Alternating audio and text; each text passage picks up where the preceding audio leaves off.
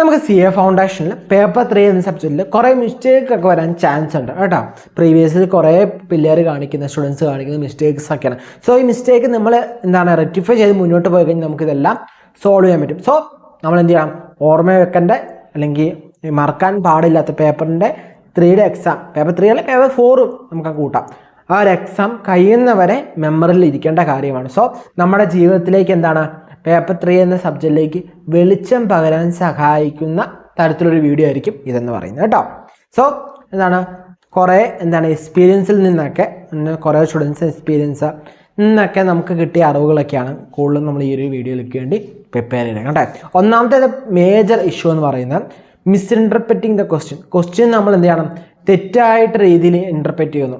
Okay, അത് പല കാരണമുണ്ട്. ഒന്നെന്ന് പറയുന്നത് ഒരു ക്വസ്റ്റ്യനർ ചെയ്യുമ്പോൾ, ഒരു ക്വസ്റ്റ്യൻ ചെയ്യുമ്പോൾ നമുക്ക് ഈ പരീക്ഷ എഴുതുന്നെങ്കിൽ കുറേ ടെൻഷനൊക്കെ മൈൻഡ് വെച്ചുകൊണ്ടായിരിക്കും നമ്മൾ ഈ പരീക്ഷ എഴുതാൻ പോകുന്നത് ആണല്ലോ.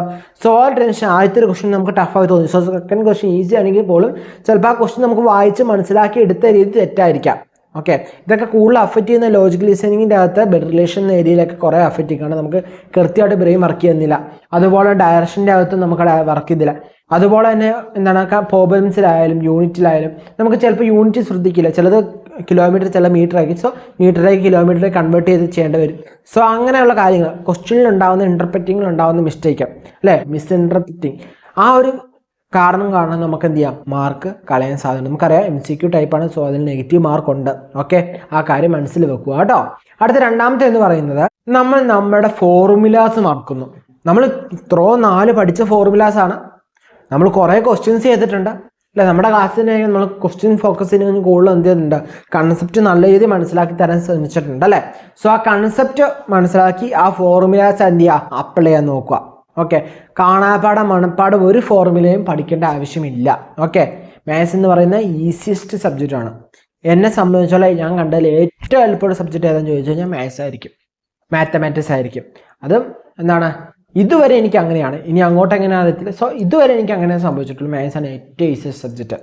ഏതൊരു സബ്ജക്റ്റ് വെച്ച് നോക്കുമ്പോൾ എനിക്ക് ഏറ്റവും ഈസി ആയിട്ട് എനിക്ക് ഏറ്റവും പെട്ടെന്ന് കാര്യങ്ങൾ മനസ്സിലാക്കി എടുക്കാനും സാധിച്ചിട്ടുള്ള സബ്ജക്റ്റ് എന്ന് പറയുന്നത് മാത്തമാറ്റിക്സ് ആണ്. സോ മാത്സ് എന്ന സബ്ജക്റ്റ് ഈസിയാണ്, പക്ഷെ നമുക്കുണ്ടാകുന്ന കുറേ മിസ്റ്റേക്സ് ആണ്. ഓക്കെ, പേപ്പർ 3 സംബന്ധിച്ചായാലും നമ്മൾ സി എ ഫൗണ്ടേഷൻ എന്ന സബ്ജക്റ്റിൽ വരുമ്പോൾ ഫോർമുലാസ് നമുക്കറിയാം.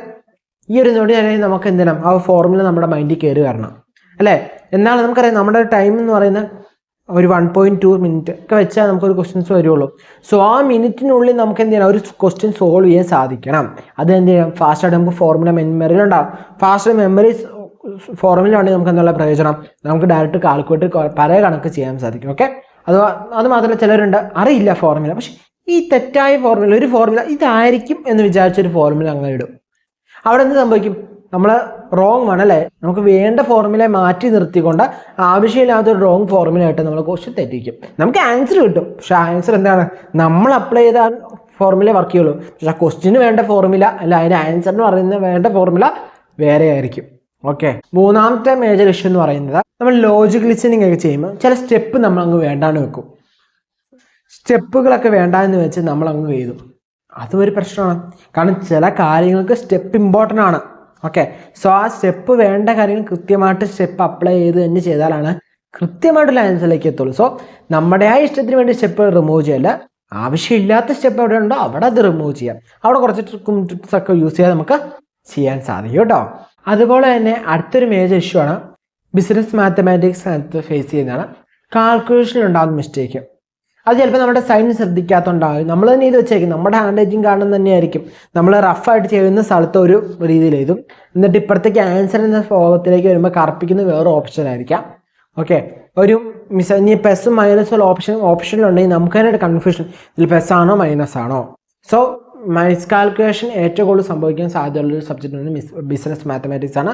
സോ ആ കാര്യങ്ങൾ ശ്രദ്ധിക്കുക. നമ്മൾ ഇനിയുള്ള ദിവസങ്ങളിൽ പ്രാക്ടീസ് ചെയ്യുമ്പോൾ ഇതെല്ലാം മൈൻഡിൽ വെച്ചുകൊണ്ട് തന്നെ വേണം പ്രാക്ടീസ് ചെയ്യാൻ കേട്ടോ. അതുപോലെ സ്റ്റാറ്റിസ്റ്റിക്സിൽ വരുന്ന കുറച്ച് മിസ്റ്റേക്കാണ് ഗ്രാഫിക്കൽ റെപ്രസെൻറ്റേഷനിൽ വരുന്ന ചില എറേഴ്സ്. ആ കാര്യങ്ങളും നോട്ട് ചെയ്യുക കേട്ടോ. ഇതൊക്കെ അവോയ്ഡ് ചെയ്യാൻ നമുക്ക് എന്താണ് ചെയ്യാൻ സാധിക്കുക അല്ലേ. മിസ്റ്റേക്കുകളൊക്കെ ഞാൻ പറഞ്ഞു തന്നു. സോ അത് റിമൂവ് ചെയ്യാൻ എന്തൊക്കെ ചെയ്യേണ്ടതെന്ന് കൂടി പറഞ്ഞു തന്നാലേ ഒരു പൂർണ്ണതയാവുള്ളൂ ഒരു വീഡിയോയ്ക്ക്. അത് ഏറ്റവും കൂടുതൽ ചെയ്യേണ്ടത് നമ്മൾ ചെയ്തേക്കണ ആൻസേഴ്സ് ശരിയാണെന്ന് നോക്കാം, ഡബിൾ ചെക്ക് ചെയ്യുക. ഓക്കെ, രണ്ടാമതും കൂടി ഒന്നുകൂടി ശരിയായിട്ടൊന്ന് നോക്കുക ശരിയാണോ, എന്നിട്ട് ഒന്ന് കമ്പൈൻ ചെയ്ത് നോക്കുക, അല്ലെങ്കിൽ ഒന്നുകൂടി ചെക്ക് ചെയ്ത് നോക്കുക. ഓക്കെ, എഴുതി പോകുന്ന ഒപ്പം തന്നെ എഴുതി പോകാതെ എഴുതിയ ശേഷം ഒന്നുകൂടി ഒന്ന് റിപ്പീറ്റ് ഒന്ന് നോക്കി വായിച്ച് നോക്കുക, എല്ലാം ശരിയാണോ നോക്കുന്നത്. നമുക്ക് എന്താണ് ടൈം കൺസ്യൂമിങ് ആണെങ്കിലും നമ്മുടെ മാർക്ക് ഗെയിൻ ചെയ്യാൻ നമ്മളെ സഹായിക്കും കേട്ടോ. അത് പറയാനുള്ള കാരണം വെച്ചാൽ ഞാൻ ഇപ്പം മാത്സിൻ്റെ എക്സാം അത് ഏത് സബ്ജക്റ്റ് എഴുതിയാലും ഞാനൊരു ഹാഫ് ആൻ അവർ ഈ റീവാലുവേഷൻ അല്ലെങ്കിൽ റീചെക്കിന് വേണ്ടി മാത്രം വിടും. ഓക്കെ, നമുക്ക് അറിയാവുന്ന കാര്യങ്ങൾ തന്നെ ചിലപ്പോൾ തെറ്റ് വരാം, അറിയില്ലാതെ നമ്മൾ കുറേ തെറ്റ് എഴുതി വെക്കുന്നുണ്ടാവും. അത് നമുക്ക് റീചെക്ക് ചെയ്താൽ നമുക്ക് ഉത്തരം ശരിയാണോ തെറ്റൊന്നും അറിയില്ല. പക്ഷെ അറിയാവുന്ന കാര്യങ്ങളിൽ പോലും നമുക്ക് നമ്മുടെ സ്പീഡ്, നമ്മുടെ വെപ്പാൻ കാരണം, ടെൻഷൻ കാരണം അറിയാവുന്ന സ്ഥലത്ത് ചിലപ്പോൾ ഇക്വേഷൻ മാറ്റിയിട്ടുണ്ടാവും. ചിലപ്പം ഇക്വേഷൻ ശരിയായെങ്കിലും നമ്മൾ എന്താണ് ഇൻസേർട്ട് ചെയ്തേക്കുന്ന വാല്യൂസ് ചിലപ്പോൾ മാറിപ്പോയിട്ടുണ്ടാവും. ആൻസർ എടുത്ത് തരുമ്പോൾ മിസ്റ്റേക്ക് വന്നിട്ടുണ്ടാവും. ആൻസർ എടുത്ത് തരുമെന്ന് പറയുമ്പോൾ നമ്മൾ കറപ്പിക്കുന്ന ഏരിയയിലോട്ട് വരുമ്പോൾ ചിലപ്പോൾ വ്യത്യാസം ഉണ്ടായിരുന്നതൊക്കെ സംഭവിക്കാം. സോ അതൊക്കെ ഒന്ന് വാല്യൂ ചെയ്യാൻ വേണ്ടി ഞാൻ എന്തായാലും മാത്സിൻ്റെ എക്സാം ഉണ്ടോ ഞാൻ 1/2 മണിക്കൂർ വിട്ടിരിക്കും. സോ അതിന് മുമ്പ് ഞാൻ എഴുതി തീർക്കാൻ മാത്സിന് നോക്കാറുണ്ട്. സോ ആ ഒരു ടെക്നിക്ക് നല്ല യൂസ്ഫുൾ ആയിരിക്കും കേട്ടോ. അതുപോലെ തന്നെ നമ്മൾ ഇനിയുള്ള ദിവസങ്ങളിൽ നമ്മൾ നിർബന്ധമായിട്ട് ഫോളോ ചെയ്യേണ്ട കുറച്ച് കാര്യങ്ങളാണ്. ക്വസ്റ്റ്യൻ പേപ്പർ പ്രാക്ടീസ് ചെയ്യുക. ഓക്കെ, ക്വസ്റ്റ്യൻ പേപ്പർ എടുക്കുക. ആ ക്വസ്റ്റ്യൻ പേപ്പർ ഇത്ര മണിക്കൂർ എന്നുവെച്ചാൽ ആ പരീക്ഷയ്ക്കുള്ള അതേ അവേഴ്സ് 2 അവറിൽ നിങ്ങൾ ആ 100 ക്വസ്റ്റ്യൻ ഒന്ന് സോൾവ് ചെയ്യാൻ നോക്കുക.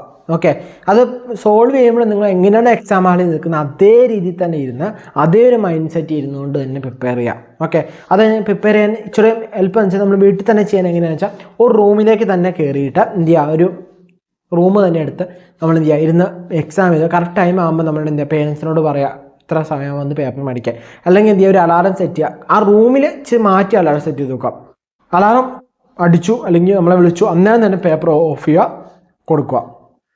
ഓക്കെ, എന്നിട്ട് നിങ്ങൾ എന്ത് ചെയ്യുക, ഒന്ന് റിലാക്സ് ആയിട്ട് വന്ന് പേപ്പർ ഒന്ന് ചെക്ക് ചെയ്തിട്ട് തെറ്റിപ്പോകുന്നത് എവിടേക്കാണ്, നിങ്ങൾ എഴുതാത്ത ഉത്തരങ്ങൾ ഏതൊക്കെയാണ്, അതൊക്കെ ഒന്ന് മനസ്സിലാക്കി ആ തെറ്റുകളൊക്കെ ഒന്ന് തിരുത്തി നാളെ എഴുതിയ പെർസെൻറ്റേജ് നിങ്ങൾക്ക് ഇച്ചിരി നല്ല രീതിയിൽ മാർക്സ്. കാരണം നിങ്ങൾ കുറേ തവണ ഈ ക്വസ്റ്റ്യൻസ് ആയിട്ട് ഇങ്ങനെ കണക്ഷൻ വരുമ്പോൾ നിങ്ങൾക്ക് എന്ത് ചെയ്യും, ഒരു ആത്മബന്ധം സംഭവിക്കും കേട്ടോ. അതുപോലെ തന്നെ പ്രധാനമായിട്ടൊരു കാര്യമാണ് കാൽക്കുലേറ്റർ. ഓക്കെ, കാൽക്കുലേറ്റർ നമ്മളിപ്പോൾ യൂസ് ചെയ്തുകൊണ്ടിരിക്കുന്ന കാൽക്കുലേറ്റർ എന്നാൽ അത് തന്നെ യൂസ് ചെയ്യാൻ ശ്രമിക്കുക പരീക്ഷയ്ക്ക്. ഇനി അല്ലാതെ പരീക്ഷയ്ക്ക് വേണ്ടി പുതിയ കാൽക്കുലേറ്റർ മേടിച്ച് യൂസ് ചെയ്യാമെന്ന് വിചാരിക്കില്ല. കാരണം അത് നമ്മൾ കണക്ഷൻ ബിൽഡ് ചെയ്യുന്നുണ്ട്. നമ്മുടെ കാൽക്കുലേറ്റർ നമ്മളോട് കണക്ഷൻ ബിൽഡ് ചെയ്യുന്നുണ്ട്. അതിന് ഏറ്റവും കൂടുതൽ ഉദാഹരണം ചിലപ്പോൾ നിങ്ങൾക്ക് ഇപ്പോൾ തന്നെ കാൽക്കുലേറ്റർ കുറേ കേസ് നിങ്ങൾക്ക് ഓട്ടോമാറ്റിക്കലി പ്രസ് ചെയ്യാൻ പറ്റുന്നുണ്ടാവും. പിന്നെ പണ്ടൊക്കെ എന്ന് വെച്ച് കഴിഞ്ഞാൽ നമുക്ക് റിമോട്ട് നോക്കാതെ തന്നെ റിമോട്ടിൽ ചാനൽസ് നോക്കാൻ പറ്റും. എന്തുകൊണ്ടാണ്, നമ്മുടെ മൈൻഡിൽ ഈ റിമോട്ടിൻ്റെ എല്ലാ ഏരിയാസും നമ്മുടെ മൈൻഡിലുണ്ട്. അത് അതേ സാധനത്തിൽ പുതിയൊരു റിമോട്ട് കഴിയുമ്പോൾ അതേ സെയിം റിമോട്ട് ആണെങ്കിൽ പോലും എന്താണ് ചെറിയൊരു ഡിസ്കംഫോർട്ട് നമുക്ക് ഫീൽ ചെയ്യാറുണ്ട്. അതുപോലെ തന്നെ ഫോണിൽ തന്നെ നമുക്ക് ഇന്ന ഏരിയയിൽ ഇന്ന കടുപ്പുണ്ടെന്ന് നമുക്ക് പെട്ടെന്ന് അറിയാൻ പറ്റും. അതല്ലോ ആ സാധനത്ത് നമ്മൾ ഈ സ്മാർട്ട് ഫോൺ യൂസ് ചെയ്യണം. പക്ഷേ ഒരു കമ്പനീൻ്റെ ഫോൺ മാറി വേറൊരു കമ്പനിയിലേക്ക് അല്ലെങ്കിൽ പുതിയൊരു ഫോണിലേക്ക് വരുന്നത് നമുക്ക് എല്ലാം ഒന്ന് ചെക്ക് ചെയ്യണം എവിടെയൊക്കെ എന്തൊക്കെയാണ് കിടക്കുന്നത്. സോ ആ ഒരു പ്രശ്നം നമ്മുടെ ബ്രെയിനെ ഒത്തിരി കുഴപ്പിക്കാതെ നമ്മളിപ്പോൾ യൂസ് ചെയ്യുന്ന ഏത് കാൽക്കുലേറ്ററാണ് യൂസ് ചെയ്യുന്നത് അത് തന്നെ യൂസ് ചെയ്ത് മുന്നോട്ട് പോകുക കേട്ടോ. അതുപോലെ തന്നെ നിങ്ങൾ കാസിനോ എന്ന് പറഞ്ഞ കാൽക്കുലേറ്റർ അല്ല വേറെ ഏതിനും കാൽക്കുലേറ്ററൊക്കെ യൂസ് ചെയ്യണമെങ്കിൽ എന്ത് ചെയ്യുക, എക്സ്ട്രാ ഒരു കാൽക്കുലേറ്റർ കൈ വെച്ചോ ചിലപ്പം നമുക്ക് പണി ചെയ്യാൻ സാധ്യതയുണ്ട്. സോ മാക്സിമം സേഫ് ഏതൊരു ബ്രാൻഡിൻ്റെ കാൽക്കുലേറ്റർ ആണെങ്കിൽ പോലും 2 മിനിമം കൈ വെക്കുക. ഓക്കെ, ഇപ്പം നമ്മൾ കാസിനോയുടെ തന്നെ യൂസ് ചെയ്യണമെങ്കിൽ രണ്ടും ആ സെയിം ബ്രാൻഡ് തന്നെ. ഇനി അതിലൊക്കെ വേറെ ബ്രാൻഡിൻ്റെ ആണെങ്കിൽ ഡിഫറൻറ്റ് ഒരു കാസിനോയുടെ കാൽക്കുലേറ്റർ സ്റ്റെപ്പിന് പോലെ സെക്കൻഡ് ഹാൻഡ് പോലെ വെച്ചോ. കാരണം മറ്റേ നിങ്ങൾ യൂസ് ചെയ്ത് പഠിച്ച് വെച്ചേക്കാണ്. സോ എന്നിട്ട് ചെക്ക് ചെയ്യുന്നിടത്ത് മറ്റേ വെച്ച് നിങ്ങൾ ചെക്ക് ചെയ്യുക കേട്ടോ. അപ്പം അങ്ങനെ യൂസ് ചെയ്യുക കേട്ടോ. അതുപോലെ തന്നെ അടുത്തൊരു ഇമ്പോർട്ടൻറ്റ് പോയിൻ്റാണ്, നമ്മൾ ക്വസ്റ്റ്യൻസ് ഡീൽ ചെയ്യുമ്പോൾ ട്രിക്കി ആയ ടൈപ്പുള്ള രീതിയിലുള്ള ക്വസ്റ്റ്യൻസ് ഉണ്ടാവും. അത് മാക്സിമം കണ്ടുപിടിച്ച് അത് പ്രാക്ടീസ് ചെയ്യാൻ നോക്കുക. സോ അങ്ങനെ ട്രിക്കി ആ ടൈപ്പിലുള്ള ക്വസ്റ്റ്യൻസ് വരുമ്പോഴും അതുപോലത്തെ ക്വസ്റ്റ്യൻസിൻ്റെ അകത്ത് ലാംഗ്വേജ് ഒക്കെ വരുമ്പോൾ നിങ്ങൾക്ക് എന്തെങ്കിലും പെട്ടെന്ന് മനസ്സിലാക്കാൻ സാധിക്കും. ഓക്കെ, അപ്പം എങ്ങനെയാണ് സോൾവ് ചെയ്യേണ്ടതെന്നൊരു ഐഡിയ നിങ്ങളുടെ മൈൻഡിൽ ഉണ്ടാവും ഓട്ടോമാറ്റിക്കലി കേട്ടോ. സോ ഈ ഐഡിയ ഒക്കെ ഫോളോ ചെയ്തോളും. CA ഫൗണ്ടേഷന് അതുപോലെ CMA ഫൗണ്ടേഷനൊക്കെ ക്ലാസ്സസും അതിൻ്റെ അപ്ഡേറ്റ്സിനൊക്കെ ആയിട്ട് നമ്മുടെ ഈ ചാനലിൽ നിന്ന് ഫോളോ ചെയ്തോളൂ കേട്ടോ. സ്റ്റുഡൻസിൻ്റെ കൂടെയുള്ള സ്റ്റഡി ടിപ്പ്.